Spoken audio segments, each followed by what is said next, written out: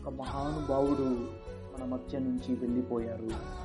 భారతదేశపు ప్రీమ్యాన్గా ప్రసిద్ధి పొందిన సరిపల్లి రామయ్య గారు ఏప్రిల్ 12వ తేదీ 87 ఏళ్ల వయస్సులో కన్నుమూశారు. 6 దశాబ్దాలుగా 1 కోటికి పైగా చెట్లను నాటి ప్రకృతి ప్రేమికుడిగా ఆయన చరిత్రలో నిలిచిపోయారు.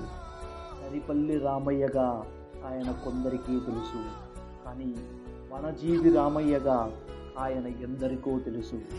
కేవలం 5వ తరగతి వరకు మాత్రమే చదువుకున్న ఈయన భారతదేశానికి చేసిన సేవలు అమోఘం. భారత ప్రభుత్వం ఆయనని పద్మశ్రీతో సత్కరించింది. ఆయన నమ్మిన మార్గం, ఒక జీవితం, ఒక భార్య, ఒక సిద్ధాంతం. ఇదే ఆయన జీవన విధానం. ఆయన నమ్మిన సూత్రం వృక్షో రక్షతి రక్షితః. నీవు చెట్టుని రక్షిస్తే అది నిన్ను రక్షిస్తుంది. నీవు నాటిన ప్రతి మొక్క నీకు గుర్తుగా నిలుస్తుంది.